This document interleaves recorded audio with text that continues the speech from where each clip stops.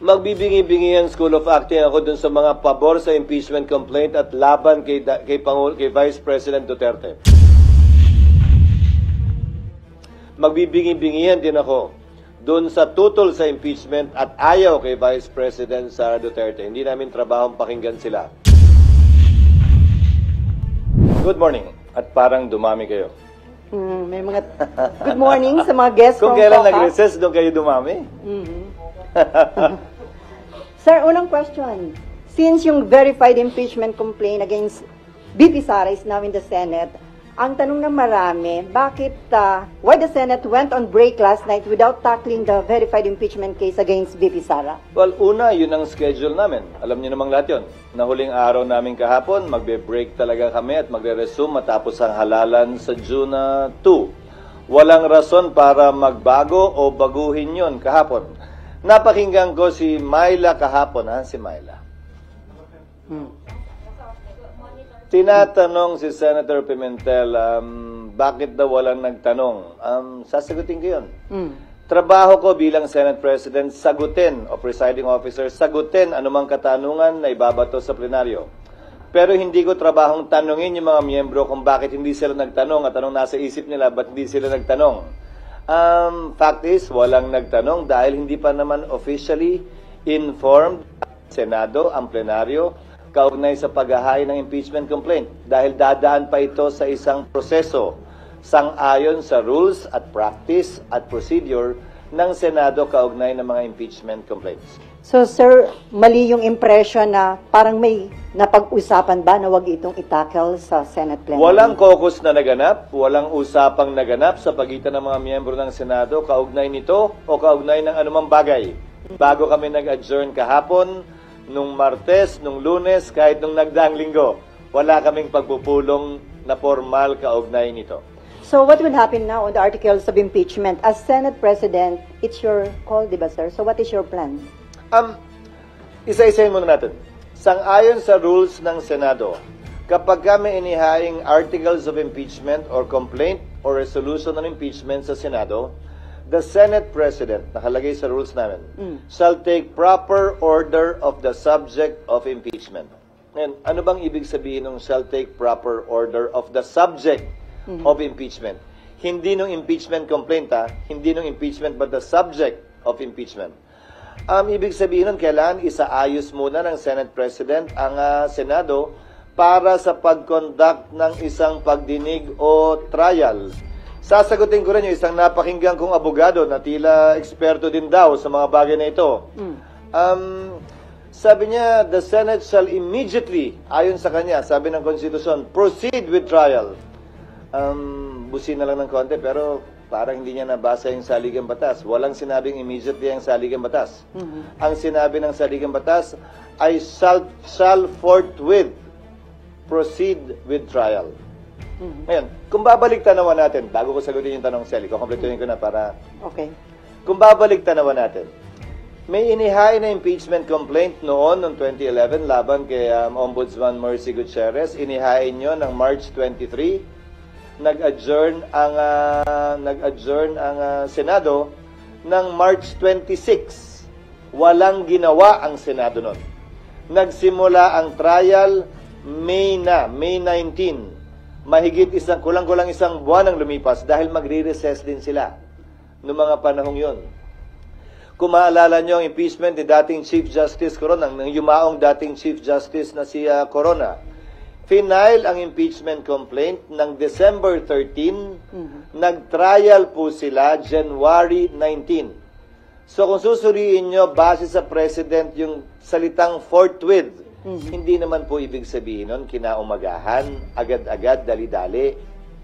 Mahigit 2 buwang inupuan, pinag-aralan, binasa, tiningnan ng Kamara yung mga impeachment complaint na nakabinbin. Mahigit 2 buwan, hindi finorward ng Secretary General ang impeachment complaint sa tanggapan ng Speaker para i-refer sa plenary at sa Committee on Justice. Magkatabi lamang naman ang kwarto tulad sa Senado ng Secretary General at ng Speaker, ang Secretary ng Senate at ng Senate President. Bakit naman kami bigla sasabihang gumalaw, umakto agad sa loob lamang ng ilang oras. Kung nagpa-banjing-banjing sila gawin ito, siguro wala naman silang basihan ngayon na madaliin kami, lalo na nasa huling araw na ng sesyon. Yan pinadala sa amin, halos mag-aalas 5 pa ng hapon. So, bilang katugunan, gagampan na namin ang aming tungkulin na pwedeng magawa habang recess, kabilang na ang pag-review ng rules ng Senado sa impeachment dahil kailangan po itong i-update. Halimbawa, yung pagkakaroon at requirement ng judicial affidavits, yung pagkakaroon ng provision at procedure para mag-hearing sa harap ng commissioner, yung pagkakaroon ng matatag at malakas na pre-trial procedure para swabe na at hindi na komplikado at magulo yung trial proper. Ito ay mga bagong procedure sa rules of court na pumasok bago po namin itinalaga yung aming rules of impeachment noon na kailangan po naming baguhin. Pangalawa, kailangan pa rin pag-aralan siyempre ng Secretary General ng Senado, ng Secretariat ng Senado, yung impeachment complaint mismo. Tinanggap lamang namin yung kahapon. So dun sa nagsasabing, bakit hindi agad-agad binabasa ba? May trabaho po kaming kailangan gampanan. Halimbawa, sang-ayon po kasi sa e-commerce law at sa e-gov law, pwede naman maglagay ng e-signature. Hindi ba? Sa resolution, sa bill, sa committee report. Pwede ang e-signature dahil hindi po yan verified. Subalit, ang complaint or resolution on impeachment, verified po yan. Pinanumpaan dapat yan sa harap ng Secretary General ng Kamara. Susuriin pa po isa-isa ng Secretary ng Senado yung mga pirma kung e-sig ba yun o wet signature. Bawal po ang e-sig. Dahil kailangan pinanumpaan ito. Paano ka manunumpa sa harap ng SecGen kung inutos mo lang yung opisina mong i-affix yung e-sig? Meron naman pong app, gagamit kami ng iba't ibang app para makita at malaman kung e-sig nga ba siya o wet signature.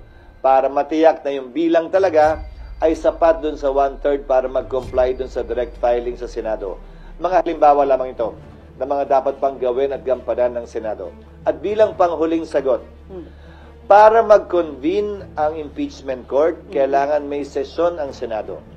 Para manumpa ang impeachment judges, kailangan may sesyon ang Senado. Bagaman ang trial pwede mag-proceed kahit na recess, tulad ng nangyari kay dati at yumaong Chief Justice Corona, dapat ito'y masimulan, makonvene at mapanumpa ang mga judges kapag may sesyon. So kung may mangyayari mang aksyon o kaganapan kaugnay nito, yan ay mangyayari sa June 2, pag-resume ng Senado, matapos ang eleksyon at pasyayan ng mayoriya ng Senado kung aamyendahan ba yung rules, anong ilalagay sa rules, i-authorize ba tulad ng nasa rules of court ngayon na suppletorily applicable na pwedeng mag-hearing habang recess dahil may 12 senador pa namang maiiwan natatawid hanggang 2028 pa ang termino, kabilang ako. 12 lamang naman ang matatapos ang termino. Gagawin ba yung parang sa rules of court, I'm only citing examples, na i-authorize yung 12, parang hearing before a commissioner, natanggapin lamang yung ebidensya. Ito'y court of record naman kasi. Ibig sabihin, kahit na wala pa at hindi personal na narinig yung ebidensya, mababasa naman. Ngayon nga may video pa. Okay. Sir, yung Sana natugunan ko yung iyong katanungan. Sir, Bagaman mahaba. Sir, yung normal course of events na hindi kayo pwedeng mag-impeachment trial dahil naka-adjourn yung session. Pero according to Senate Minority Leader Coco Pimentel, may tinatawag siya na extraordinary situation na pwede niyong i-waive yung rules at kung acceptable to everyone, pwede pa rin kayo mag-conduct na impeachment trial kahit naka-break ang session. Pwede na, gaya ng sinabi ko, ginawa yan nung panahon ng impeachment ni dating Chief Justice Renato Corona. Tumuloy yung impeachment trial bagaman nag-adjourn na ang Kongreso at ang Senado. Nasa rules namin. Hindi na kailangan maging extraordinary pa. Pero ulitin ko, kailangan nasimulan at sinimulan ang trial ng may sesyon dahil kailangan mag-convene ang impeachment court ng may sesyon. Walang sariling buhay ang impeachment court, hiwalay sa Senado mismo, sa plenaryo ng Senado. Kinakailangan ng plenaryo ng Senado para masimulan ang impeachment court. So sir, it is better ba kung nai-submit ng House of Representatives earlier o few days before ng adjournment para may time kayo na na-actionan sa That plenary? is water under the bridge. It's not for me to decide or pass over the wisdom, absence, or lack of it on the part of the House in filing it a few hours before we adjourned. Mas marapat siguro sila ang matanong kaugnay niyan. Pero ulitin ko, hindi naman siguro makatarungan o tama na pagkatapos nilang upuan ito ng ilang buwan, biglang pwersahin, pipilitin at sasabihan kami ng sino mang galing sa Kamara na, hoy, bilisan nyo, aksyonan nyo, ano ba kayo? Hindi. Hindi ganon at hindi ako papayag din nun. Ang impeachment process para sa akin, hindi mahalaga kung pabor kayo o kontra, hindi mahalaga kung ma-acquit o ma-convict. Ang mahalaga para sa akin, bilang tagapangulo ng Senado, maging maayos ito, sang-ayon sa batas, credible, kapanipaniwala, at magagawad ng hustisya. Pabor man yun sa opinyon ng mas nakararami o konti o hindi. Considering yung mention nyo ng mga possible scenarios, sir, can we say na walang mangyayaring impeachment trial during the break or mahirap? Wala. Legally, it cannot be done. So, Legally, it cannot be done, again, as I said, because the impeachment court was not convened. The impeachment complaint was not referred to plenary for there to be a basis for the impeachment court to be convened by the Senate sitting as a legislative body, hindi muna as an impeachment court. sir, kahit sinabi ni PBBM na ayaw niya sa impeachment dahil divisive, sinuportahan pa ng isang religious group, pero still, natuloy pa rin na-impeach si BP Sara sa House, na i-transmit dito sa Senate. Indication ba yon na hindi nagpa-impluensya ang House of Representatives? Siguro mas sila yung dapat mong tanongin yan, hindi ako. Basta ang Senado, gagampanan namin ang tungkulin namin ng, tatagalugin ko ng may malamig na neutralidad ng isang hukom na walang kinikilingan. We will perform our duty and function with the cold neutrality of an impartial judge. And without fear nor favor, we will rule over things as we see fit and based on what is right and what the law provides. Since it is a political process, can we expect na lahat po ng mga senador na tatayong impeachment judge ay magiging fair and impartial, considering na iba kaalyado ni VP Sara? It is a political process, pero para sa akin, ito'y masasaksihan ng ating mga kababayan, tutunghayan ng ating mga kababayan. At malaki ang papel na gagampanan ng public opinion naman talaga dito. At yan ang tinatawag na political process siguro. Pero maging ganun pa man, siguro sabay-sabay tayo, impeachment judge man or mga kababayan natin na manonood sa pagdinig. At base sa ating mapapakinggan, makikita, hindi maririnig o hindi makikita, tayo mismo ay gagawa ng sarili nating pasya. At dahil political process nga ito at mga politiko ang tatayong umuupo bilang hukom, sinong politiko ang kilala mo na sumusuwag, ika nga, sa public opinion, lalo na sa panahon ng halalan. So, inimbento talaga itong sistemang ito na nagsulat ng ating saligang batas para ganito naman talaga.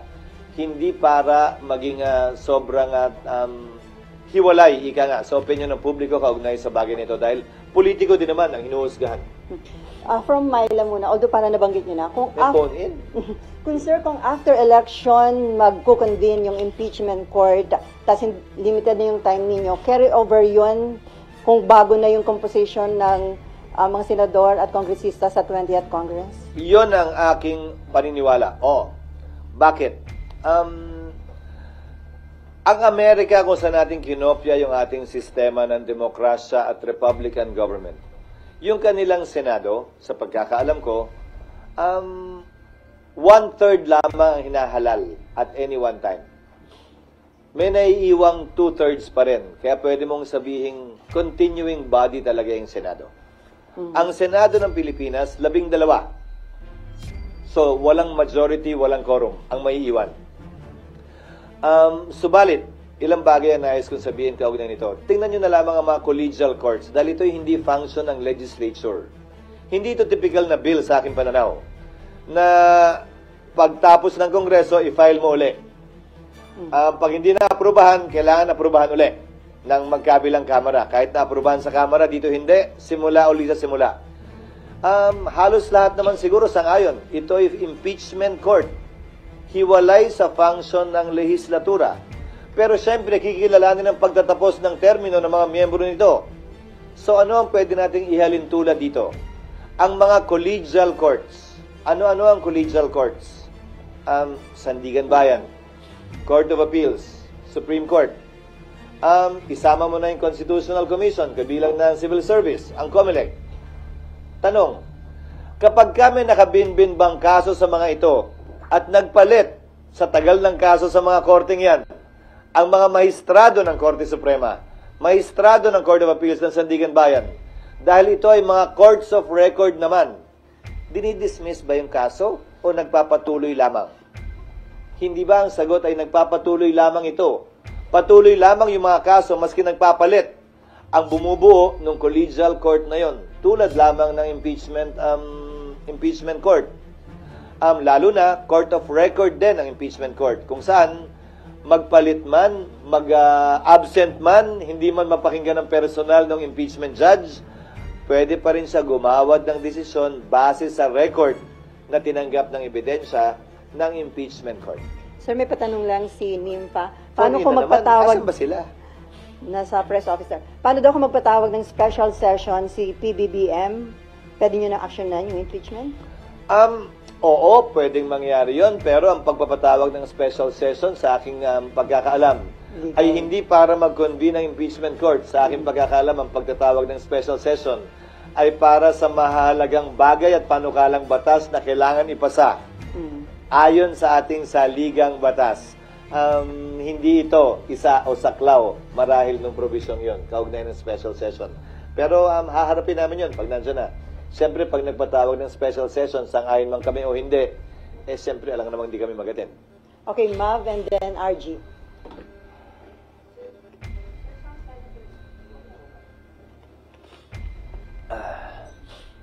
Sir, meron pong mga re-electionist senators na nag-raise na ng concerns na hindi nga raw sila makakampanya kapag araw po nagkaroon ng hearing during the break. Was that part of the consideration? No. Again, we did not talk about that. Nobody discussed that with me, that particular concern. Again, because no caucus was held about it for the simple reason that I don't want to presume that things will happen before it happens. Mukha naman kami masyadong excited, di ba, na, ayun na, bukas, nandiyan na, liga, meeting tayo. No, we did not do that. We had a lot of work to do trying to rush pieces of legislation that I'm sure you don't want to ask about anymore and will not talk about, given the impeachment, na mahalaga din naman na makabuluhan at may malaking impact sa ating ekonomiya at bansa. Okay, RG. At ikaw, follow up lang dun sa kay Senator Bato. So, may Si basis... Senator Bato ba? Some senators lang ang sabi ni Ma'am. Pero isa si Senator Bato na parang concern niya, parang talo sila o lugi kasi hindi sila makakapag-ikot habang ibang senatorial candidates makakapag-ikot. Actually, again, may basis yung concern. not necessarily. Tandaan mo, maraming senador maraming kongresista ang sumikat sa impeachment at naging senador. Maraming mga senador na nagre-elect din base sa impeachment. So, depende. Dahil nakatutok ang lahat ng buong sambayan nandun, ayaw mo nun, di ka na mag-iikot. Kung yun talaga yung pakay mo, meaning. So, depende. Sagot ko ron, depende. Pero ulitin ko, hindi namin napag-usapan yun. But it can make or break re-elections. Well, definitely. Pero it's a platform, it's an opportunity. Saan ka makakakita ng live na teleserye tungkol sa tunay na buhay ng tao na hindi susubaybayan? Nasa sayo na lang kung yung karakter mo ba'y kontrabida ron o bida. At wala pang bayad, free. Isa pa yun, walang bayan. RG. Hala. Okay. Okay, sir. Ang dami kasing pumirma dun sa impeachment complaint, about 215. Do you think that is reflective of the support for the leadership of the House? Hindi ko maintindihan kung saan nanggaling yung press release na yon ng Speaker. Sa pagkakaalam ko, ang impeachment complaint ay kaugnay sa pagpapanagot ng isang impeachable officer at walang kinalaman sa pagsuporta sa liderato ng Kamara. Ihahalin tulad ko na lang siguro dito. Na ma-convict o ma-acquit ba sa dami o liit ng boto, magre-reflect ba yon sa suporta sa akin ng mga mambabatas dito sa Senado? Sana. Hanggat maaari, wag dating iugnay masyado sa politika o pangangampi ang prosesong ito dahil naihain na nga, ayoko nang bigyan ng kulay politika ito. magkabilang kulay man, green man o red, o yellow o ano man. Sir, ang isa bang senatorial candidate can act as a defense lawyer? Candidate, what do you mean?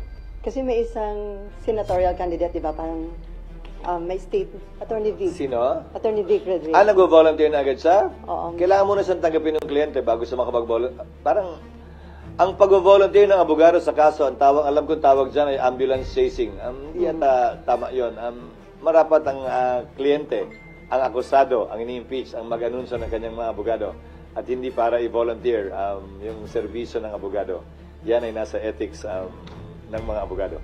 Okay, RG. Sir, I think in the past it was reported that the former president would like to be a defense counsel for the vice president. Actually, that would be expected. Sinabi na niya yan, abogado siya, abogado rin. Si Vice President Sara Duterte, abogado rin yung kanyang asawa. Hindi ko na ikakagulat yan kung mangyayari man yan. An impediment to that. There is none. So, sir, ko In consider... fact, even the Vice President herself can represent herself in addition to other lawyers. So, sir, i-consider niyo sa pag-draft ng rules kung papayagan ng isang senatorial candidate na maging defense lawyer? By that time, tapos na ang halalan. Oo Hindi nga. na siya kandidato, abogado na lamang siya. Okay, Amor. SP, to clarify po, yun pong pagsasagawa or pag-a-amend ng rules for the impeachment trial, hindi din siya gagawin during the recess or it's something na pwedeng gawin during the break? Ngayon na namin gagawin lahat ng pag-aaral, lahat ng panukala, pero kailangan yan aprubahan ng plenaryo sa sesyon ng Senado. So, drafting, sir. Yes. Pero mahabang proseso din yun dahil maraming kailangan i-update sa rules. Kung maalala nyo, mula nung aktual na nakatapos ng impeachment ang Senado sa impeachment ni dating Chief Justice Corona, hindi pa na-update yung rules. At maraming butas yung rules na yon na hindi rin in-update matapos yung karanasan ng Senado nun. Dagdag mo pa dyan yung mga pagbabago sa rules na inilabas ng Korte Suprema para mas mapabilis, mas maging efficient yung trial. Ika nga. But I will state one thing for the record and as a matter of policy. Hindi namin ito mamadaliin. Pero hindi rin naman namin ito labis na iaantala. Hindi kami magpapapressure kanino man na bilisan ito o i-delay ito. Gagawin namin yung trabaho namin ayon sa saligang batas bilang pagsunod sa tinatalaga nito at rules mismo ng Senado. Bagaman wala pong updated rules ng Senado, meron pa ring rules na nananaig ngayon. Yan yung existing rules pa namin. Nakabilang nga dyan yung binanggit ko, that the Senate President shall take proper order of the subject of impeachment and, matapos nun, shall notify the House of the date when the prosecutors are set to appear.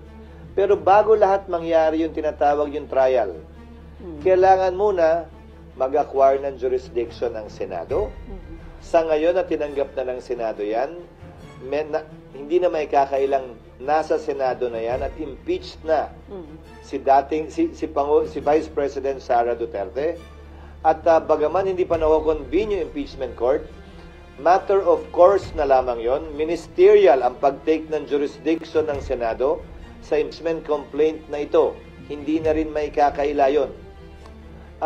Pero, kailangan pa matapos mangyari yon, i-amend yung rules, i-update yung rules, i-convene yung court, or base sa rules, pag nagsabi ang rules na kahit na hindi pa kino-convene ang impeachment court dahil nga patapos na ang termino ng 19th Congress, baka pwedeng bigyan ng kapangyarihan yung mga maiiwan na magsagawa na ng mga prosesong pwedeng isagawa bago ang trial. Kabilang na halimbawa, ang pagpapasagot sa nasasakdal. Ang pagbibigay ng pagkakataon sa prosecutor na sagutin yung sagot o reply dun sa answer. Ang pagsusumite ng judicial affidavits ng mga testigo na magkabilang panig. Ang pag-conduct ng pre-trial, pagkakasundo nila. O ito, concede na namin, tama na yan. Ito, hindi kami papayag dito. Pagdebatihan natin yan, presentahan natin ebidensya dyan. O pag-submit ng pre-trial brief. Dahil alalahanin ninyo, bagaman hindi tumutuloy-tuloy ang Senado, ang Senate President, sang-ayon sa rules ng Senado, ay uupo pa rin bilang Senate President hanggang nahalal na ang kanyang kapalit. dahil ang termino ko ay matatapos pa sa 2028. Kumpara dun sa mga nagdaang Senate President na nagkataong natapos yung kanilang termino ng June 30. Mananatili akong Senate President sa panahon ng break, kung saan itong mga bagay na ito ay pwedeng magawa para hindi mag-aksaya ng panahon, ika nga, ang Senado. At nang forthwith, trial may proceed already. Ang status po ngayon is tinitingnan pa po ni Senate Secretary and kayo po mismo titingnan nyo pa yung impeachment Siya na articles lang. of impeachment. Siya Si na lang. Senate Secretary lang. Kasi ang titingnan lang naman niya, sufficiency in form and substance in terms of the signatures nga. Nag-comply ba yung verification, yung under oath na form? Napirmahan nga ba ito ng 1/3, which is 102. Pero ayon sa ulat sa balita, 70% ang pumirma. So sobra doble o doble ang pumirma. Sobra doble ang kinakailangan bilang ng pumirma. So yun lamang naman ang gagawin niya. Matapos nun, ilalagay nila dapat yan sa agenda eh. Pero hindi tayo nga umabot doon. Dahil nga, kapos, gahol sa oras, at bakit ba kasi last minute at last hour na? Pero sir, bibigyan ng copy yung mga senators para mabasa na nila? Yes, in fact, we will make it public. I don't see any reason why it should not be made public. It is not a secret document. It is a public document and I believe it should be made public. Sir, sorry, last na po. When is the earliest po sa tingin nyo na mapag-uusapan ninyong mga senador yung rules? June 2. No, formally, in plenary. In plenary. Pero sir, yung pagdadraft ninyo? Hindi kami na yun. Secretariat principally ang gagawa nun.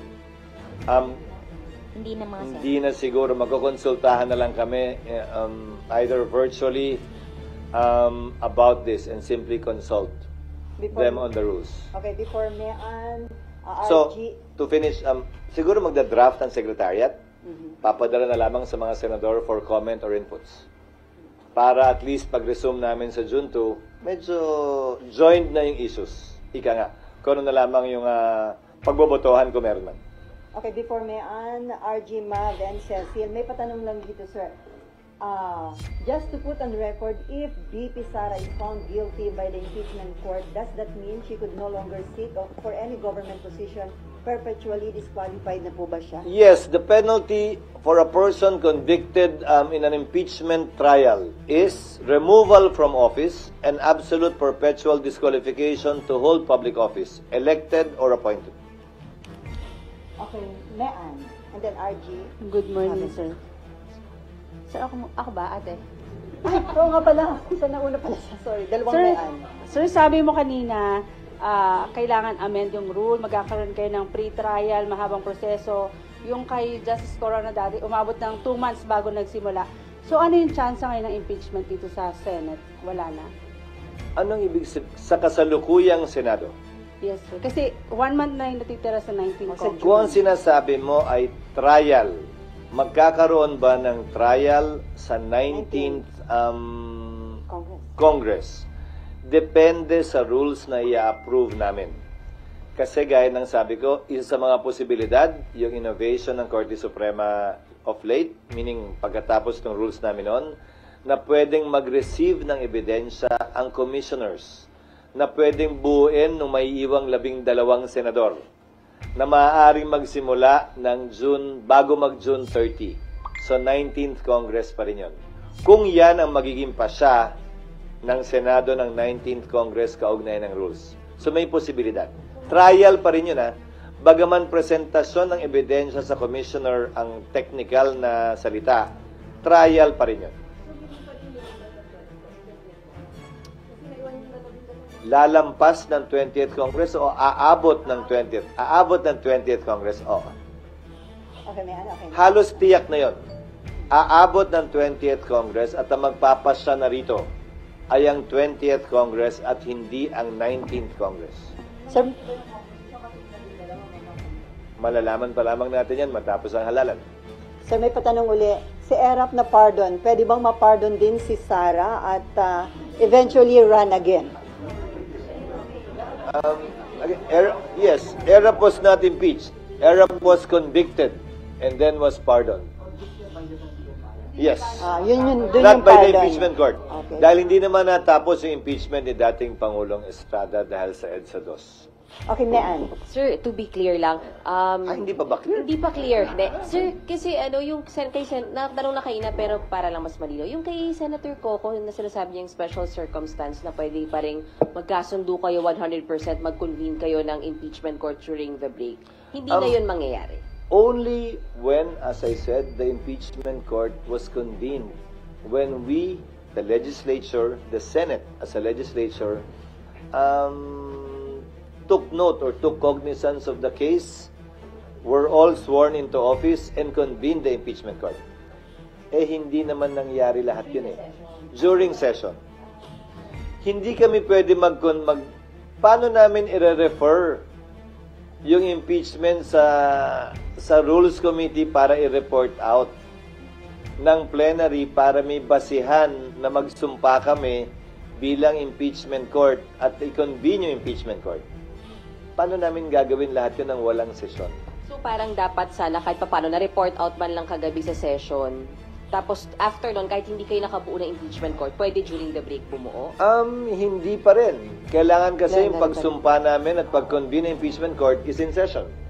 Ulitin ko ba't ba nyo kami minamadaling gumalaw ng ilang oras? Process lang. Sila mahigit 2 buwan, inupuan, pinag-isipan at pinag-aralan yan. Siguro naman entitled kami ng ilang araw man lang.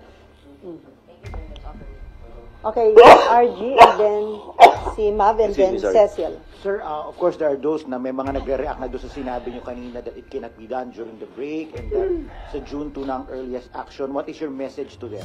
Magbibingi-bingi ang School of Acting ako dun sa mga pabor sa impeachment complaint at laban kay Vice President Duterte. Magbibingi-bingihan din ako dun sa tutol sa impeachment at ayaw kay Vice President Sara Duterte. Hindi namin trabahong pakinggan sila. Trabaho namin gampanan yung aming tungkulin. Sa abot na aming makakaya, base sa itinatalaga ng batas at hindi base sa gusto ng magkabilang panig na klaro ay partisano, pabor man o kontra sa impeachment, pabor man o kontra kay Vice President Sara Duterte.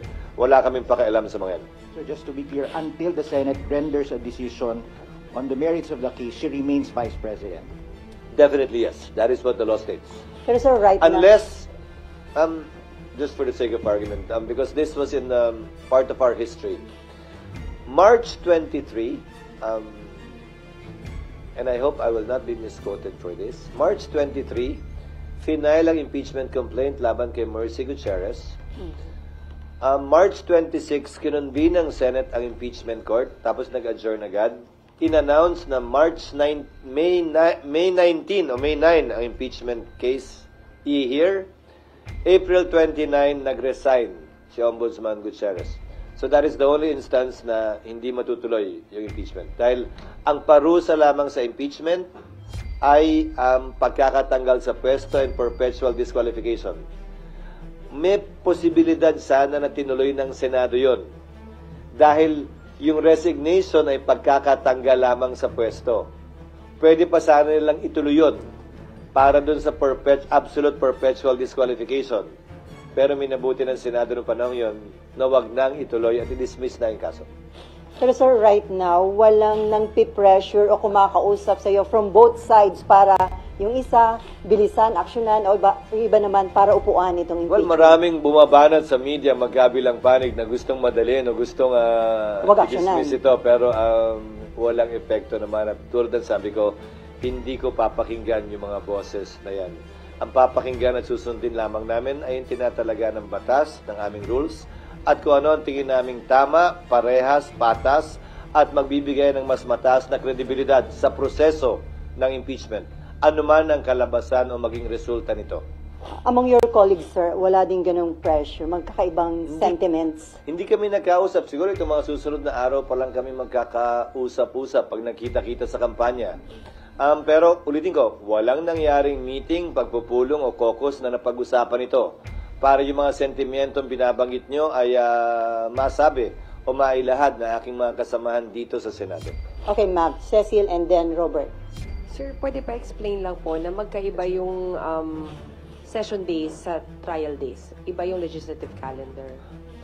Iba. Nung nagdaan, Nung nagdaan, ang ginawa nila ay, kung naalala ko, tama, hapon ba? Yung sa Corona? Opo. Sa umaga yung regular Hapon, session. tapos sa umaga yung regular session. Pwede rin naman naming gawin uli yun. Or baliktad, umaga yung hearing, may takdang panahon, at yung session ng wala. Para mas mahaba yung talagang trabaho namin ng legislasyon. Kesa may cap yung trabaho namin sa legislasyon, we can switch it up. Pwede naman namin pagbaliktad rin yun. Yes, ma'am. Sir, kapag po nag-convene ng impeachment court, do you have the power to compel VP Sara to appear here? She cannot say no.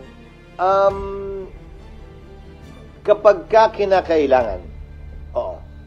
Pero kapag ka hindi kinakailangan, the accused, the subject of impeachment, the respondent, the defendant in an impeachment case, can waive his or her appearance. Kinakailangan lamang naman, ayon sa rules of court, na mag-appear ang isang defendant o akusado, una kapag ka-arraignment, para sabihin niya, inaako ba niya o sinasabing hindi niya inaako yung mga paratang laban sa kanya, o pangalawa, pag kailangan siyang i-identify ng isang testigo. Maliban sa dalawang pagkakataong yon, merong ika nga waiver of appearance na tinatawag sa ilalim ng rules of court that has supplementary application sa impeachment court.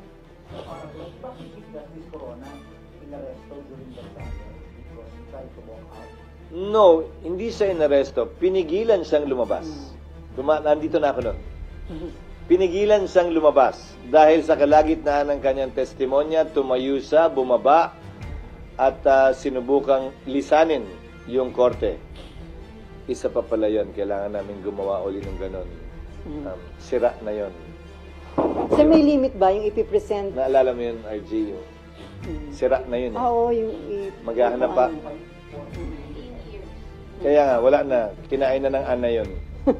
Pero sir, may limit ba yung pwedeng i-present na witness ng prosecution and defense panel o wala? Wala, pero yan ay pagkakasunduan sa pre-trial. Naulitin ko, pwedeng magawa bago magsimula ang 20th Congress para nga hindi kami pabanjing-banjing at nag-aaksaya lamang ng panahon. Ulitin ko, hindi namin ito mamadaliin.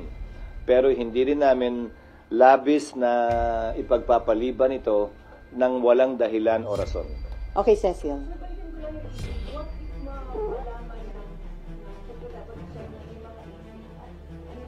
Basta't 1/3 pa rin. Basta't may 102 pa rin. Hindi na mahalaga sa amin kung 103 pa yan o 105 o 107 o kung sino yon. Ang mahalaga, mambabata sila at may 102 signatures.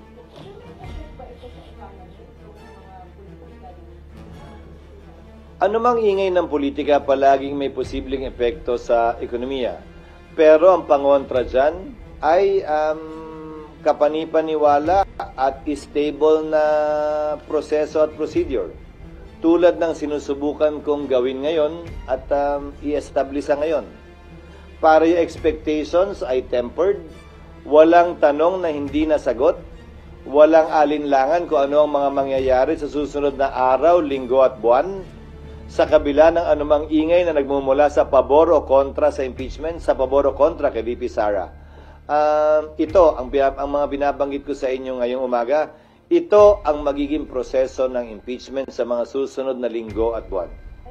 Lalo magkakaroon ng confidence yung mga investors na okay naman yung situation sa business. Oo, dahil ang impeachment ay isang prosesong nakasaad naman sa saligang batas. This is not an extra constitutional process. In fact, this is a purely constitutional and legal process provided for in our Constitution on how to make certain high officials of the country accountable for their actions and or inactions, specifically as alleged for alleged culpable violation of the Constitution, bribery, treason, graft and corruption, other high crimes, and betrayal of the public trust. Okay.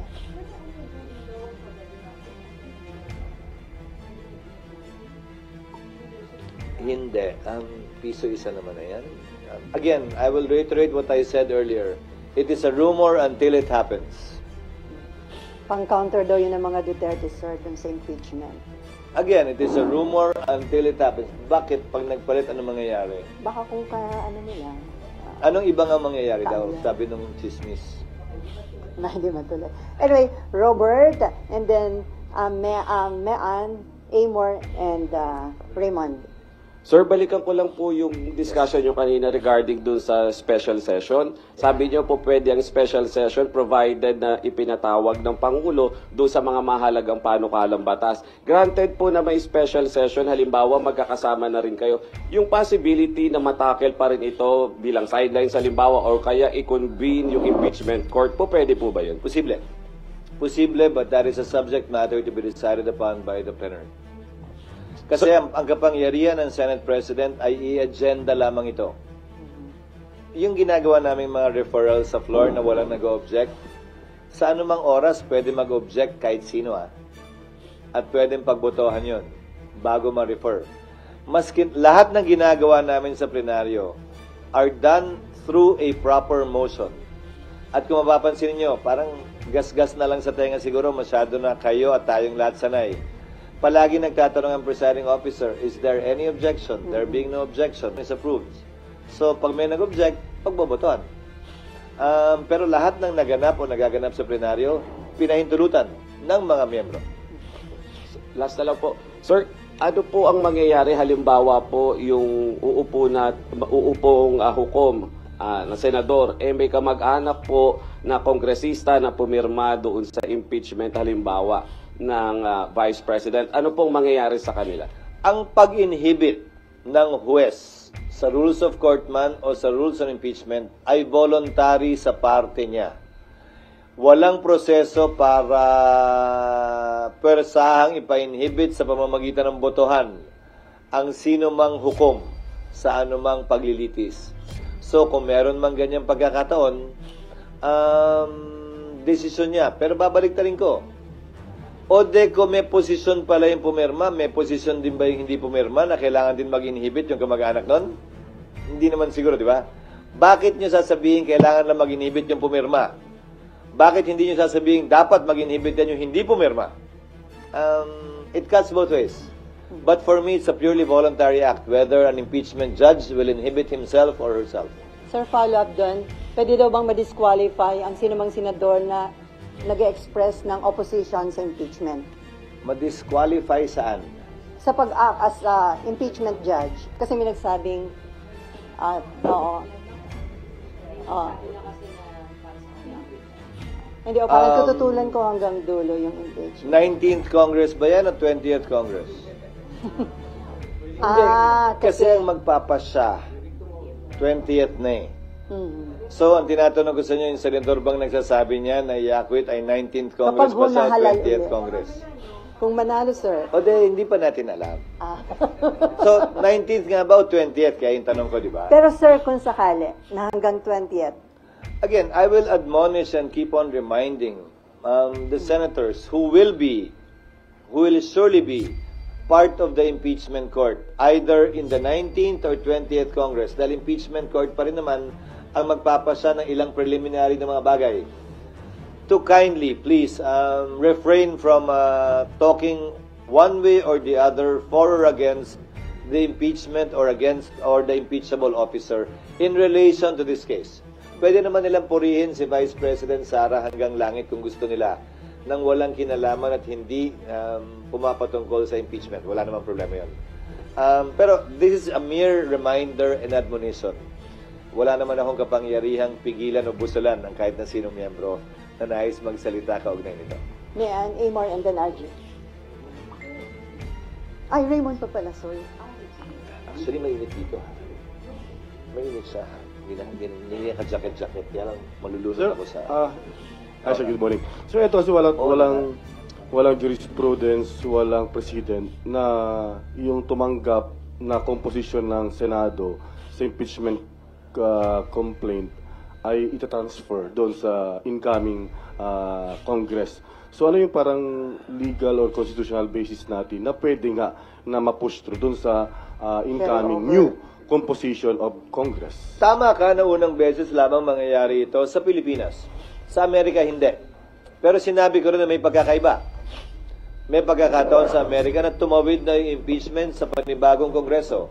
Pero ang pagkakaiba nga, 2/3 kasi ng senador doon ay naiiwan pa. Dito, 1/2. Pero, tatawid ang pagiging Senate President kung hindi pa tapos ang kanyang termino tulad ko hanggang 20th Congress. So, gaya ng sabi ko kanina, may basehan tulad ng ibang collegial courts. Ulitin ko, yung mga nakabinbin bang kaso sa Korte Suprema, pag may nag-retire na justice, 1, 2, 3, 4, 5, dismissed yun at kailangan mo mag-file uli.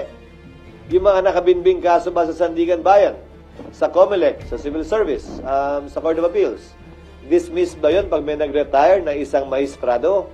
Ang sagot din ay hindi.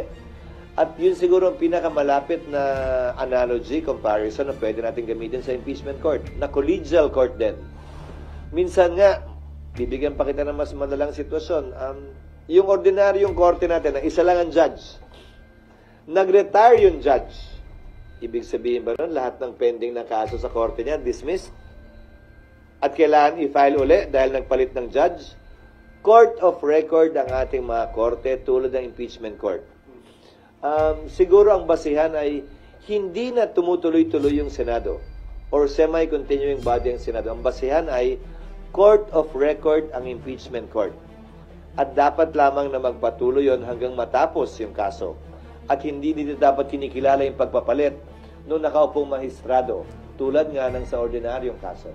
Kung yun nga, criminal case, ang kapalit at ang parusa pagkamatay o kung may death penalty o habang buhay ng pagkakakulong, tuloy-tuloy.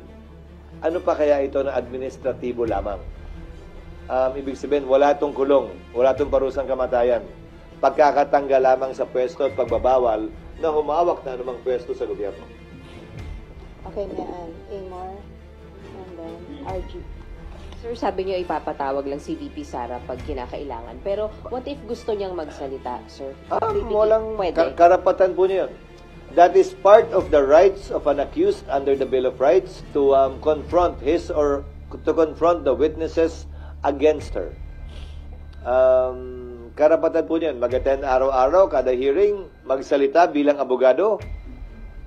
Dahil pwede siyang tumayong abogado para sa sarili niya, o tumayo pa nga bilang testigo. Umupo bilang testigo. Pwede po yan. Nasa sa kanya. Pero hindi siya pwedeng piliting tumestigo sa kaso because it will violate, on the other hand, the right against self-incrimination. Kumbaga, hindi siya pwedeng patawag ng prosecution at pwersahang paupuin doon para tanungin kung ayaw niya. That cannot be done. Sir, yung nangyari kay CJ Corona noon, pwede rin po ba o gagawin nyo ng rules to na magsi-statement lang ayaw niya ng Q&A? Hindi pwede. Dahil sang-ayon sa rules of court that is suppletorily applicable to impeachment to the impeachment trial, may karapatan mag-cross-examine ang kabilang panig sa sino man testigo ipepresenta ng kabilang panig. So, pag nagpresenta ng testigo ang prosecution, may karapatang i-cross-examine yan ng depensa. VP Sara, kung just in case No, na parang kung sino man nga, karapatan yan ng kabila. At kapag ka hindi na subject sa cross-examination, hindi admissible yung testimonya ng testigo. Sir, pag just in case naman daw ipatawag niyo, kailangan siya, pero hindi siya dumating, meron bang kaparusahan pag ganun? The impeachment court, very much like the Senate, more so in fact because it is an impeachment court, has the power and authority to issue subpoena.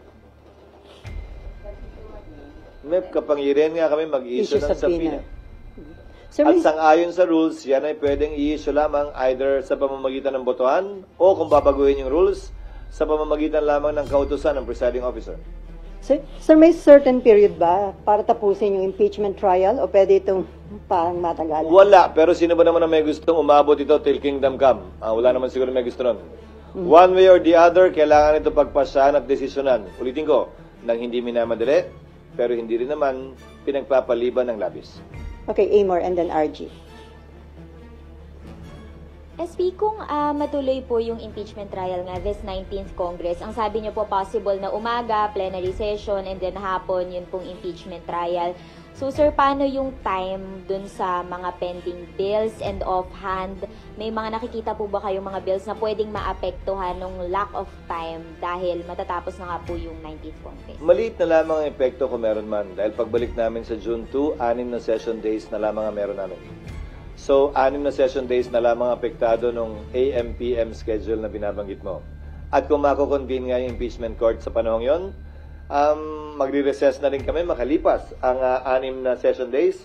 So, yung balance ng mga araw ngayon hanggang June 30 ay puro trial na lamang yun. Dahil hindi na kami pwede magsesyon.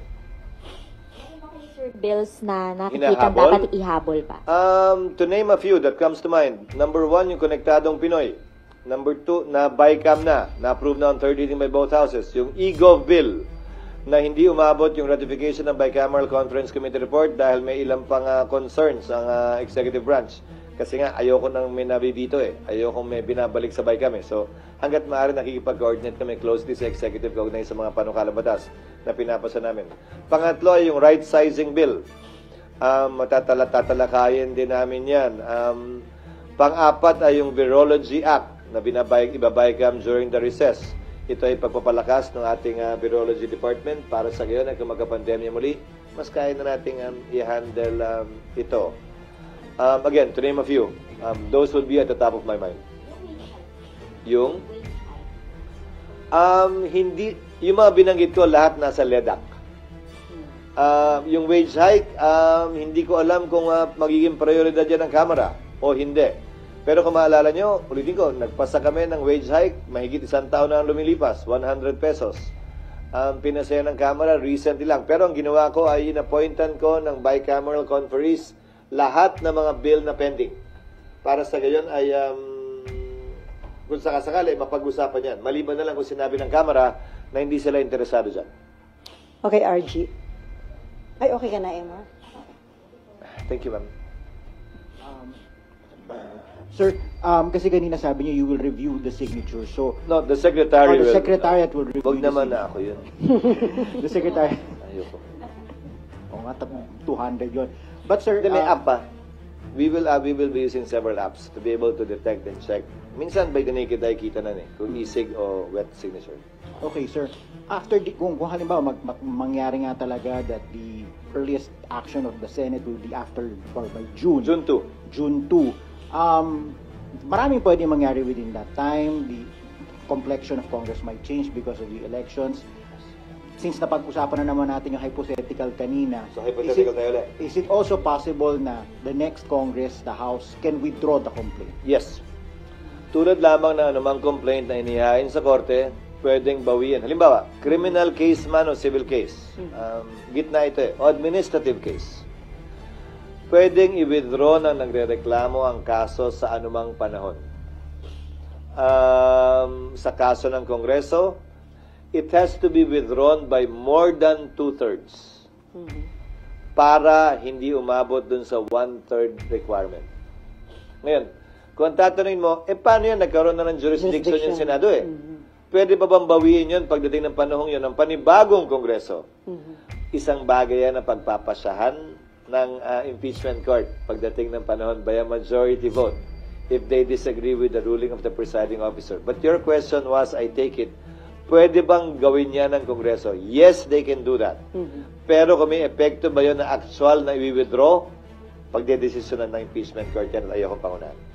So possible, sir, na kahit i-withdraw, kung mag-decide yung Senate na ituloy, Once pending na sa korte, lahat ng gagawin ay desisyonan ng korte at hindi pwedeng pagpasya ng isang panig lamang. Okay, before Mab, sir, may nagpapatanong, although na-explain nyo na ito before, paano daw kung ma-impeach or ma-convict dito sa Senate si BP Sara, paano daw yung pag-appoint ng papalit sa kanya? Sang-ayon pa rin sa saligang batas tulad ng nangyari matapos ang EDSA 2 nung pumalit si dating Vice President Arroyo kay Pangulong Estrada. So yung Vice President naging presidente, naging bakante yung Vice Presidency. Nag-appoint si Pangulong Arroyo mula sa Kongreso, Kamara at Senado. Ang requirement ng edad, ang lahat ng requirement para maging senador at kongresista at vice-presidente-presidente ay pareho, maliban sa edad. Ang kongresista, 25. Ang senador, 35. Ang requirement para sa Vice President and President, 40. So, pwedeng pumili si Pangulong Marcos ng kongresista o senador na ang edad ay 40 years old and above. Matapos siyang pumili bilang kanyang nominado, pagbobotohan yan by a majority vote ng magkabilang kamara, House at Senate. Voting separately. Simple majority, voting separately. Ano? You are highly qualified. I don't think there's a senator below 40. So, sir, qualified ka nga. No, hindi ako. But lahat ng senador ay qualified at yung mga mambabatas na 40 and above ay qualified. Yun yung pool ng qualified na mga taong pwedeng i-nominate. Kung i-nominate ka, sir, open ka na maging vice president. Ayokong pag-usapan yan because it's unfair. We will be sitting as an impeachment court. Pero sa totoo lang, mamaya sabihin ko sa iyo kung bakit mamaya sabihin ko sa iyo kung bakit ko ayaw. Yung pagbobotohan ng House and Senate, matipili ba ako ng majority? Alin? Kung ayaw, then deemed rejected. Pili sa ng bago. Ano ba? Kailangan i-confirm, ha? Pag hindi kinonfirm ng Kongreso voting separately by a simple majority, hindi siya, pili uli ng bago. Pero kinonfirm ng hindi ni-reject. Oo, in-appoint siya and then A simple majority confirmed the nominee of then President Gloria Macapagal-Arroyo. Okay, Mark. Okay, hi, SP. I understand you clarify na kanina na maaaring please. 20th Congress na po yung the Yes. eventual ending. No? But working under the scenario na under the 90th Congress, we have 23 senators. So 2/3 of 24 seats po ba yung vote to convict or 2/3 of the 23 current? Yeah. Still of 24 because always favorable to the accused. So, So there's already one favorable vote in the 19th Congress sa impeachable officer because that officer cannot vote in favor of the impeachment to comprise 2/3. 16 pa rin.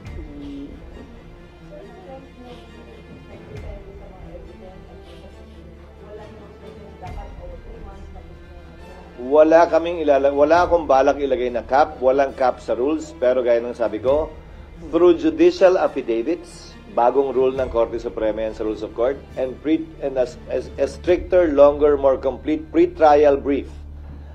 Hindi magtatagal naman siguro ng ganun katagal. Lalo na, continuous trial talaga ito. Day to day, we will conduct the trial. Depende na, ulitin ko, sa magiging rules ng Senado. Pero nung kay Corona ba, Monday to ano ba yan? Thursday. Parang okay pahinga naman. ng Friday.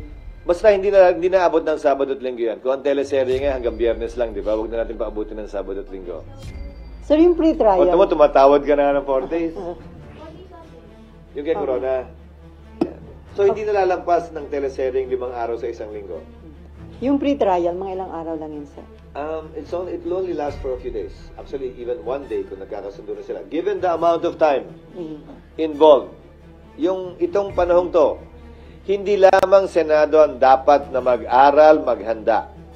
Ang dapat sana mag-aral at maghanda rin ay yung magkabilang panig. Let me give notice to both sides. Both the prosecution panel and the defense panel of the defense team of the Vice President. They have sufficient time to prepare and study for this. So, hindi naman siguro katanggap-tanggap, hindi lamang sa amin, sa mata ng publiko, na pagbigyan anumang delay, na hindi sila handa, walang testigo, hindi handa yung ebidensya, dahil itong panahong to dapat ginugugol na nila para gawin at kompletuhin yan. Pati yung impeachment judge, sir, dapat mag-aral. Well, kahit naman ako naghahanda, magbabasa uli. Ang tagal ko nang hindi nagpa-practice. Matagal-tagal na ako hindi nakakapag-appear din sa husgado. Nagbago na rin yung rules on evidence. Gagamitin ko rin itong panahong to para magbasa muli, to brush up on my rules on evidence, the Supreme Court decisions on the rules on evidence. At nang magampanan na namin yung aming tungkulin na may buong katapatan sa probisyon ng batas. Okay, Mav, and then may Ann. Sir, sorry. In case po na senator yung ma-appoint at ma-confirm, do you operate on 23 senators lang? Paano kung Point or confirm, what do you mean? kunwari po, piliin ni Magboboto Presidente, tapos ma-confirm siya ng Kongreso. Sir, ano lang, hypothetical lang. Layo mo na, ha? Yes, sir. Layo mo Hindi, na, darling, kanina, ha? sir, kasi napag-usapan na po yung kapalit. Layo mo na nga, darling, ha? Oo. And sir, kapag ka po kasi kunwari, Sila nagkaroon ganun ng ako. hatol na parang by July, ganyan. So, sir, isang buong Congress na 23 lang kayo. Ganun. The decision to call for a special election is to be decided upon by Congress. Ang pagtatawag ng special election sa anumang bakanting pwesto, congressman o mayor, vice mayor o senador ay desisyon ng Kongreso. Bakit? Kailangan kasi mag-appropriate ng pondo para sa special election na yon. At hindi basta-bastang nagagawa yon. Sa kaugnay naman ng COMELEC, meron silang pondo. There are times, may mga taon na may pondo sila for special elections. Pero may mga taon na wala. So kung may pondo sila to conduct special elections, COMELEC can do it on its own by basing it on a resolution either from the House or the Senate to fill that seat. Pero madalas sa madalas, in practice, hindi po ginagawa dahil may quorum pa naman ang Senado. Hindi naman makakaapekto sa quorum. Marami na rin nabakanteng posisyon sa House sa pamamagitan ng pagpano ng mga mambabatas.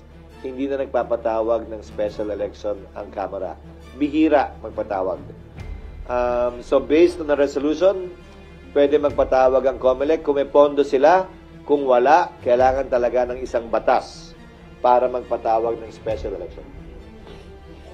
Sir, sorry, may pahabol na lang po yung desk ko. Kanina, sir, yung kung hindi po atin si VP Sara, tapos pinatawag siya dito, pwede siya isubpoena. Yes. Should she ignore the subpoena? What happens? Subpoena is a compulsory process, meaning to say she can be compelled to attend.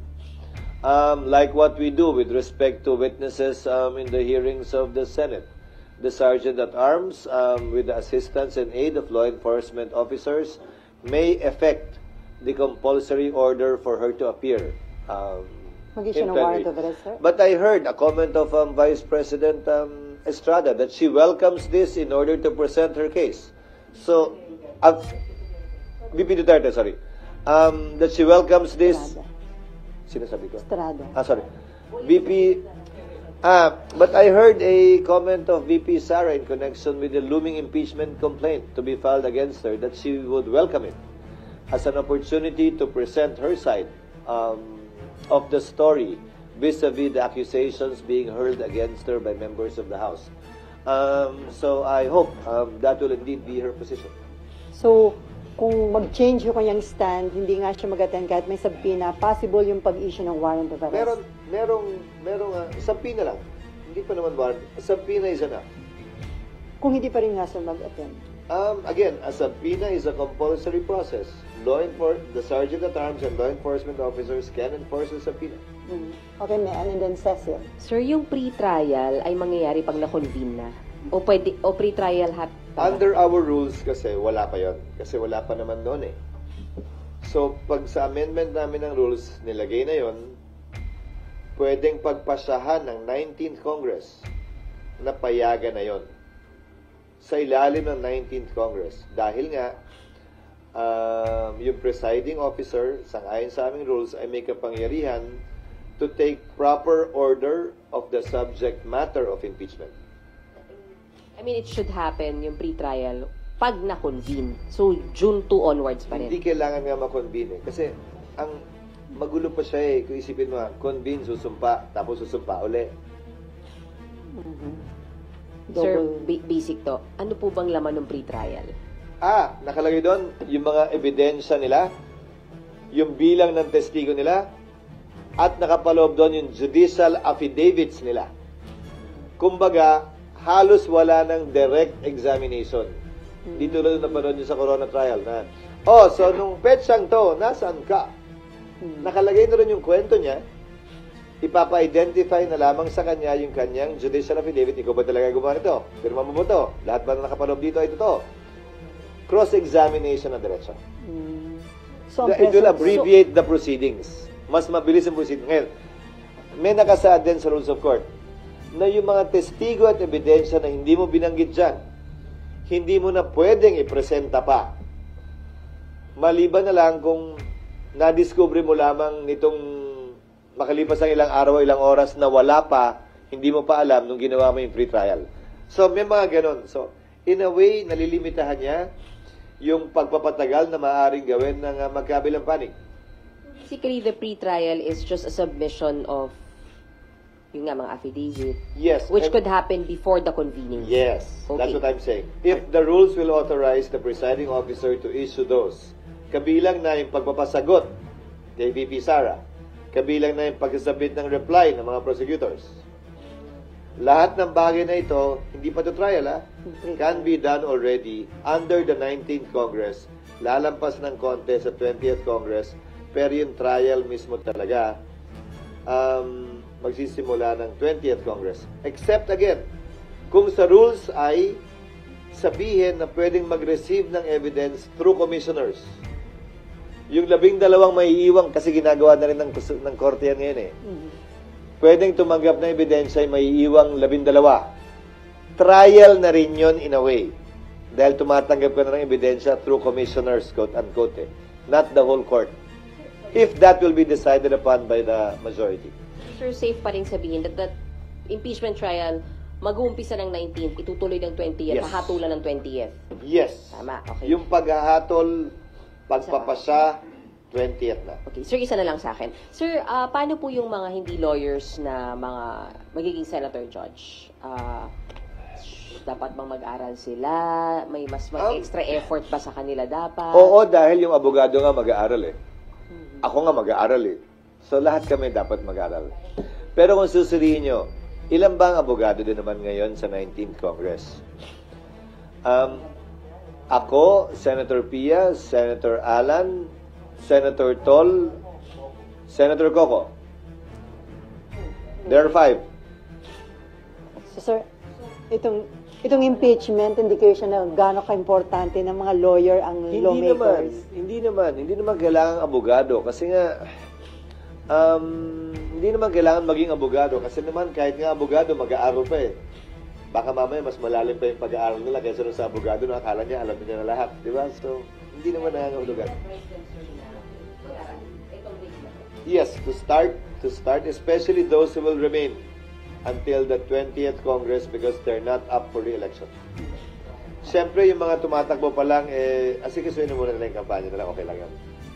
Okay, RG, and then Cecil, and then Georgia. Sir, as a politician, how will you describe yung political context habang nakabitin tong issue na impeachment for the next few months? I mean, can you imagine having a campaign with this and then sabi nyo aabot ng 20th? Can you imagine having a SONA, the budget hearings with this looming, hanging over everybody else's heads? This is a legal constitutional process. Hindi natin dapat to ikatakot o ikabahala. May election man, wala mang election, may SONA man, wala mang SONA. Ito'y constitutional process na tinalaga ng ating saligang batas para mapayapang maresolbahan anumang hindi natin pagkakaunawaan o para magawa yung gusto nating magawa. Or mahadlangan yung ayaw nating makita mangyari. We should not be afraid of this. If this will be an election issue, then so be it. Hindi ba maganda yun? At least may valid election issue na pwede mo talagang tanungin sa mga kandidato. Na pwede pagbasihan ng ating mga botante kung iboboto nga ba nila o hindi. Ang partikular na kongresista o senador. At least yung dalawang pwestong yun man lang. At least it will be in a way issue-based. At hindi nakabase lamang sa personalidad. So we can look at it positively too, in a way, given that there is an issue we are facing in time of during election and campaign season. So magiging election issue nga ito, sir. Kasi after election pa yung start. I think it will be. And given what I said, that it's the 20th Congress that will actually decide on this, both the prosecution side and the impeachment judge side. Sino magbe-benefit kung maging election issue ito, sir? The public? Definitely the public. Sino ba naman ang tatalikod, tatagi at may ayaw sa isang issue-based election kumpara sa isang personality-based election? So makaka-apekto ito sa magiging voting decision ng... Ngayon, ang problema lang, siyempre, issue siya, so tatanungin ng mga tao. Kung boboto kita, anong boto mo sa impeachment? Di ba? Sa kabilang banda, kailangan maghunos dili naman din sila. Kasi para pa kami nag-trial, kung may desisyon na agad sila, hindi pa nga napapakinggan yung ebidensya. So, siguro panawagan ko na rin to dun sa mga tumatakbong senador bilang isa sa 12 maiiwan, hindi bilang tagapangulo ng Senado. Bilang isa sa 12 maiiwan, na maghunos dili din naman sila. Ang pinakamaganda siguro pwedeng masabi ay tatayuan nila kung anong tama, nararapat, na ayon sa hustisya, batas at ebidensya, kung saan man siya ituro nun. Sapat na sigurong kasagutan yun, kesa, pag ako nanalo, acquit talaga yan. Pag ako nanalo, convict talaga yan. I hope they will avoid those things, but then again, I cannot control the passions of a campaign speech, especially during election time. Okay, Cecil and then Jojo. Sir, can we say na under jurisdiction na ngayon ng Senate yung CBP since na-transfer na yung VP herself, no. The subject of impeachment, yes. And second, yung physical preparation. Because the only time a court acquires jurisdiction over the person of a respondent, accused, or defendant is when she files her answer, or in a criminal case when she is arraigned. So, on her person, hindi pa. Yung preparation when it comes to roads and other... At least may mahabang panahon kami, 3 buwan para magpasukat. Kamukha din yung dynamic po dun sa kay Corona, yung naka-road at naka-parang gawin.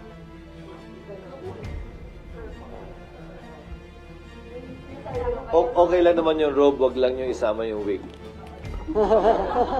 So talagang robe, sir. Yan ang isusuot nyo. Hindi, pag-uusapan pa rin yan. Ayokong pangunahan. Pero, sa palagay ko, saganang akin. Pero ito yung pagbobotohan ng mayoriya. Importante pa rin yung robe, ika nga, para lamang mapaalala sa kada senador na sila'y nakaupo, hindi bilang legislator, kung hindi bilang impeachment judge. If only to constantly remind them while they're there, seated, in the same seat that they usually sit in, that they are there as impeachment court judges, not as ordinary legislators. If only for that. Kung ako tatanungin, mas gusto kong meron. Wala. Sa pagkakaalam ko, wala. Ano? Okay, Jojo. Sa ibang jurisdiction o bansa kasi may ganon yung mga maestrado eh. Okay, Jojo. Yes.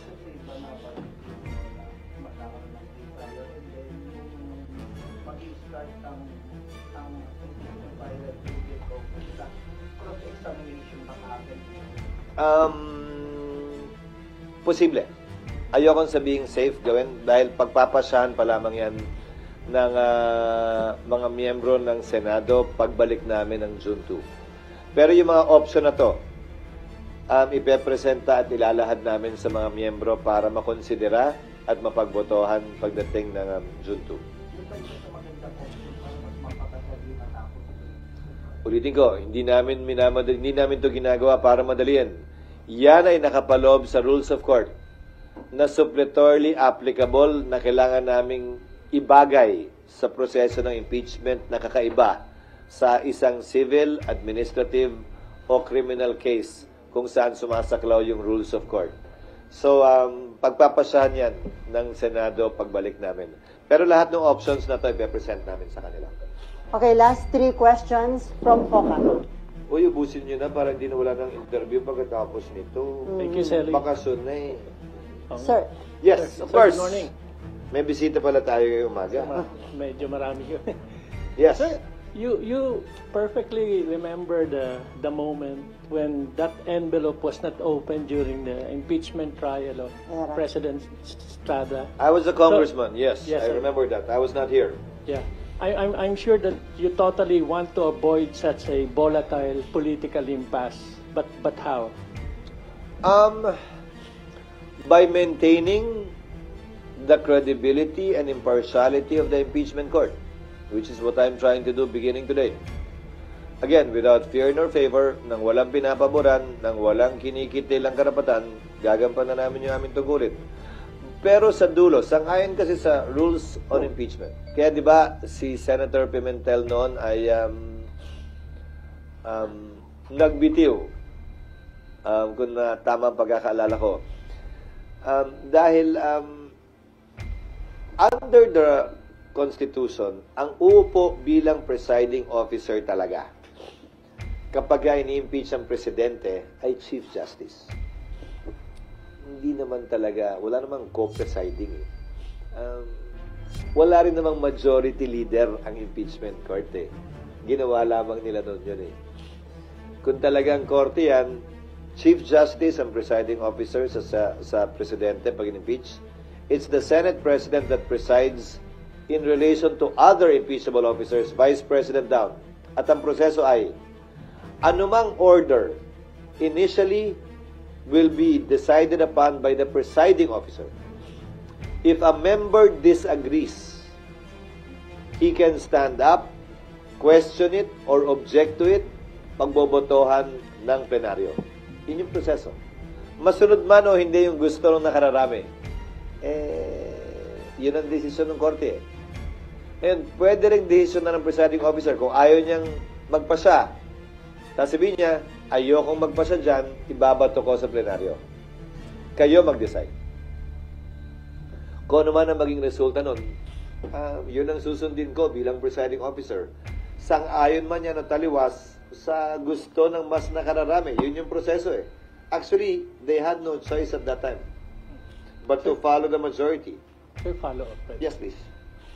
Sir, the matter of shifting an impeachment case from the 19th to the 20th Congress, we heard your position, but can that be questioned and clarified with, for example, the Supreme Court? Of course. They can do that. Pero unahan ko na rin, kung gagawin man nila yan, maliban na lamang kung may temporary restraining order na i-issue ang Korte Suprema kaugnay nito sa transition na ito, magpapatuloy ang trabaho namin, 19th o 20th Congressman yan, at hindi pwedeng gamiting rason dahilan o palusot yan ninuman, prosecution man o respondent na may nakabingbing kaso, basta't walang temporary restraining order. Yun lamang ang pipigil sa Kongreso na magpatuloy sa proseso ng impeachment. Okay, pero karapatan po nila yun. Okay, last pero question. sagutin ko rin siguro, pero para sa akin, so may 1-year ban, gagawin uli, lalong tatagal, lalo tayong maghaharap sa iba't iba. Hindi ba gusto na magkabilang panig? Kabilang na impeachment judges, ha? Hindi ba natin gustong lahat na matapos ito? One way or the other. And I think it's in everybody's interest. Teka, last 2 question na lang tayo. Hindi, okay lang. Sige. Okay lang, basta wala ng interview pagkatapos ito. Para Okay. makasal na. Okay, go ahead. SP, good morning. Michael Flores po sa Reuters. Makiinaga tabi. Sitting man. Sir, you mentioned that as Senate President, you have the power to set the agenda for during plenary, and it was asked earlier that and you mentioned that it's possible na you can convene as an impeachment court should the President authorize a special session over another matter. So, as Senate President, will you include that in the agenda should the President decide to hold a special session? If the Secretariat is ready, yes, it will be included in the agenda, but it's not my sole decision. It will be voted upon by plenary. You're not usually with us on a daily basis, except for today, perhaps because of the impeachment complaint. Everything we do, although it's not being objected to, it seems like it's an order being issued by me. Everything we do is subject to the vote of the majority. So kung wala nag-object, ibig sabihin, bumoto silang lahat pabor doon. If someone objects, then we have to put it to a vote.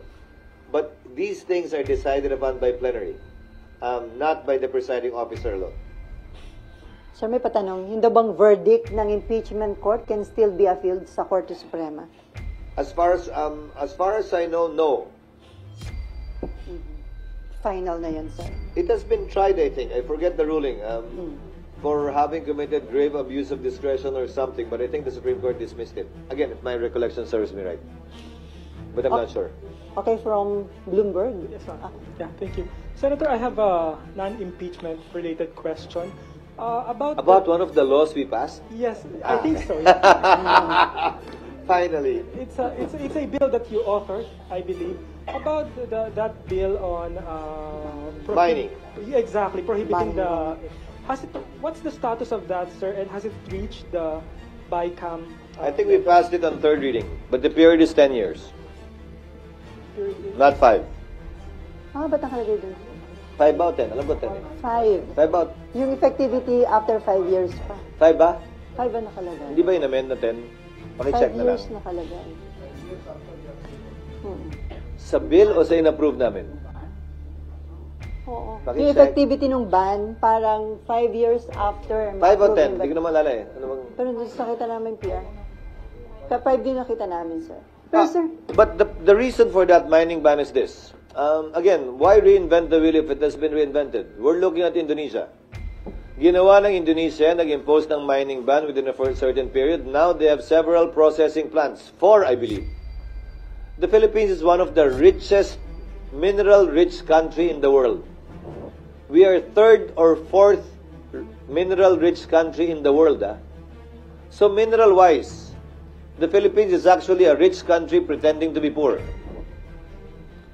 The problem is, which is why I filed a resolution to investigate it during the recess, yung mga exploration permit at MPSA na ini-issue, ang daming hindi ginagamit at tumatakbo. Ewan ko sa DNR kung bakit hindi nila nire-revoke. Non-use is a valid ground for revocation. Hinahawakan lang to ng kung sino-sinong nung nakapwesto ay kinuha lahat para lamang ibenta, wala naman silang puhunan para talaga i-explore. Again, we're a mineral-rich country pretending to be poor. If this is done, I believe this will be a game changer for our country. If we will have processing finally here in our country. For those who are concerned na 5 years is too short, then convince us and ask for 7, 8, 10. But don't tell me we don't need this. Don't tell me you don't want this for your country. Don't tell me you don't want this for the Filipino. Bili mo yung iron ore, yung copper, yung nickel dito minimina, tapos dadalhin sa China, sa ibang bansa, ipoprocess, tapos bibili natin ng mas mahal dahil yung value added ginawa doon, igaling dito yun. Diba? Maawa na tayo sa bansa natin. Sa dami ng batas na pinasa natin para sa mga negosyante, pasa naman tayo ng isa kahit pa paano. The entire fiscal mining bill favors mining companies to make it easier for them, more attractive for them. Ito naman yung sukle. Makapagbigay ng trabaho sa Pilipino, value added at buwis dito, kesa galing na lamang sa ibang bansa palagi, yung finished product o value added product. okay, follow up. Yeah, so 5 years, Senator. So the BICAM will likely be held in June na po, no? During the break, I'm hoping it will be done during the break. During the break. Para pag-resume namin, ma-ratify namin. And the Nakalimutan ko pala yun sa mga bill na pinabit ko. Oo nga. And Ikaw pa naman nag-sponsor. And the mining companies will have a chance to maybe make an argument, no, to extend it. Of course, I've heard their arguments actually. Okay. I've talked to most of them already because they sent position papers already. But again, I will also appeal, if they want to appeal this, I want to appeal to them too.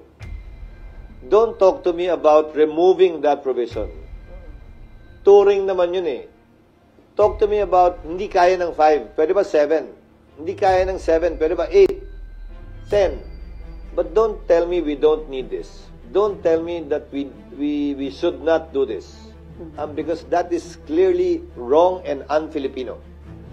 So, sir, once implemented, may estimate magkano yung additional income at additional job opportunities sa mabibigyan nito? Wala, kasi wala tayong malaking steel plant dito. Sinasabi nila palagi may problema sa kuryente. Noon yun. Former President Marcos, Ferdinand Marcos Sr., believed that no country without a steel industry will ever industrialize. And if you look at every other country in the world, except for Singapore perhaps, given the limited territory they have, we need to have our own steel industry. Ang typical na sinasabi nila, mataas daw ang presyo ng kuryente rito. Darling, kaya mo yun. Kaya mong iyan. Okay.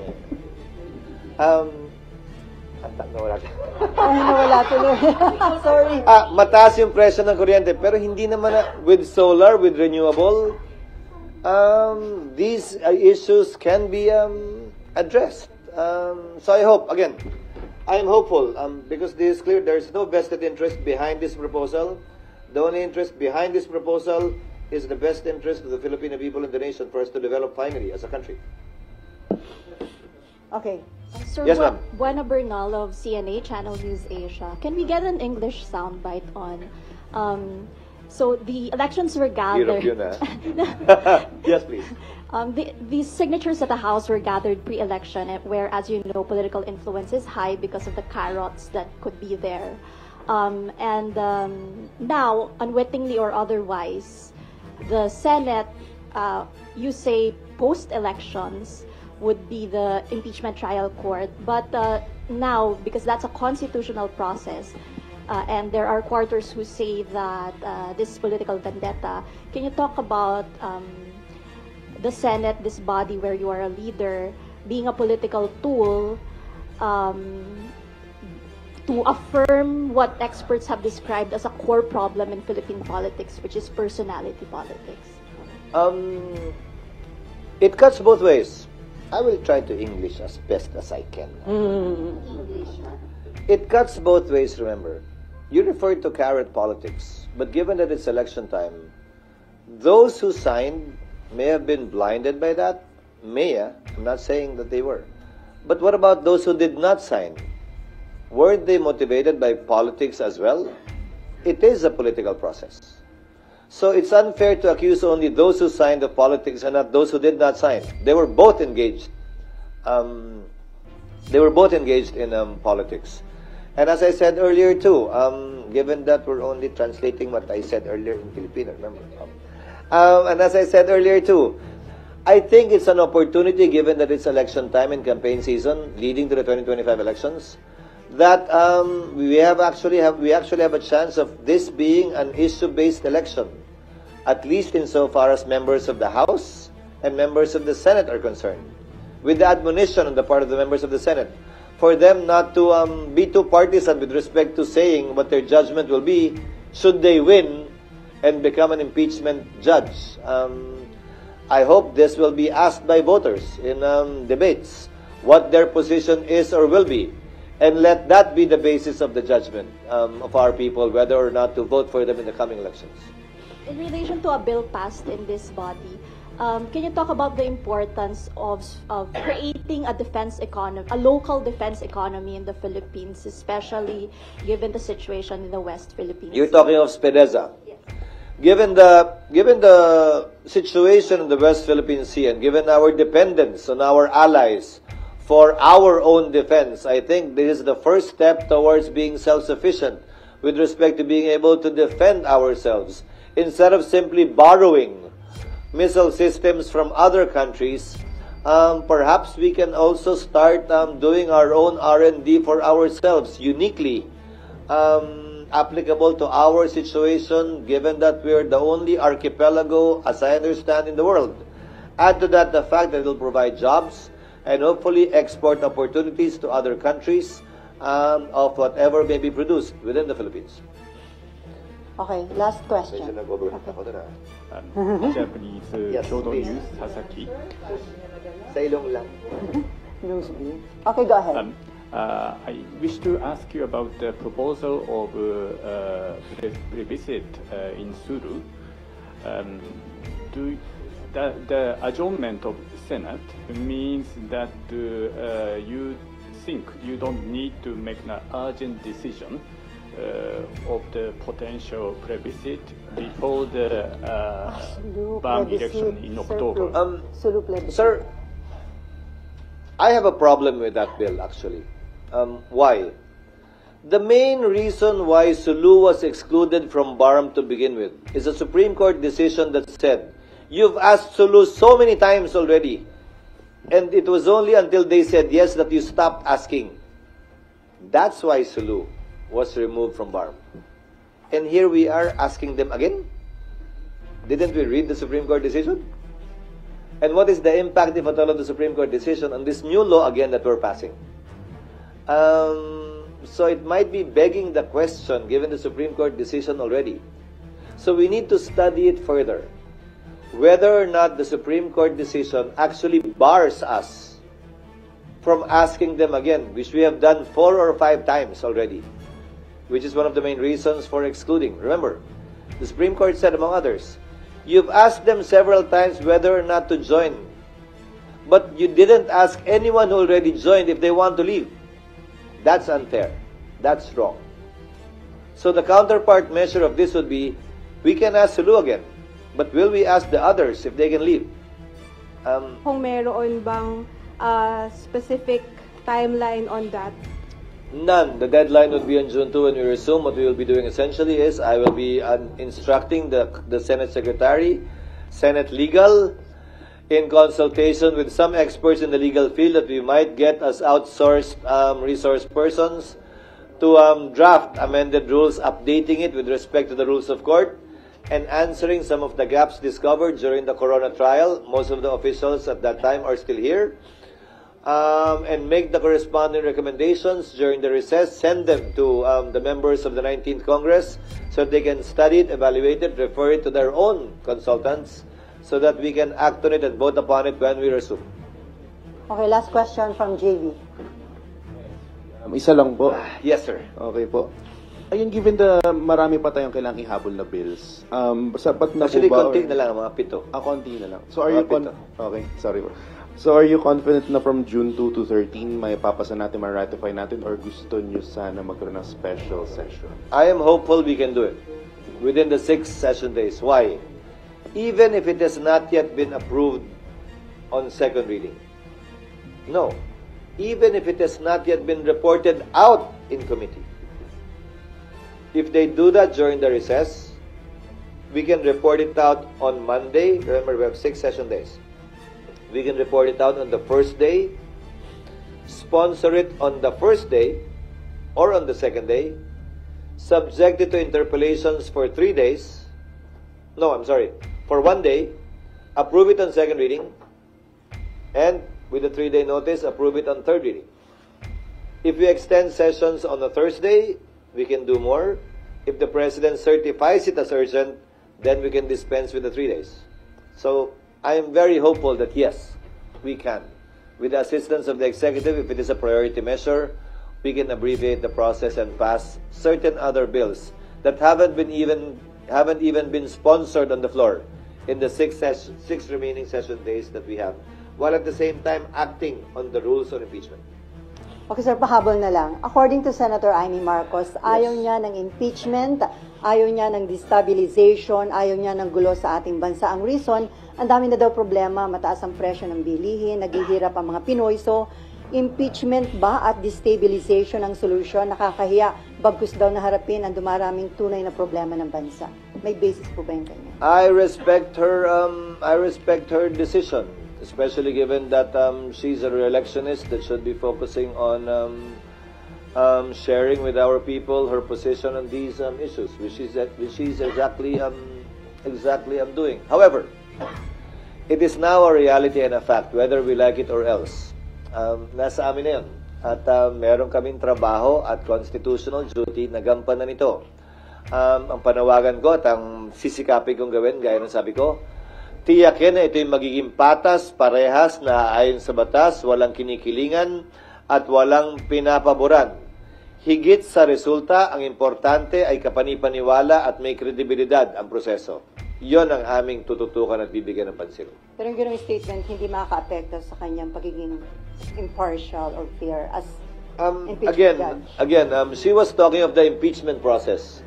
Not, again, okay lang naman sabihin, bakit ba? Sana wag na lang. Karapatan niya yun. Wala naman siyang binanggit o sinabi kaugnay sa boboto sa pabor o kontra dun sa nasasakdal.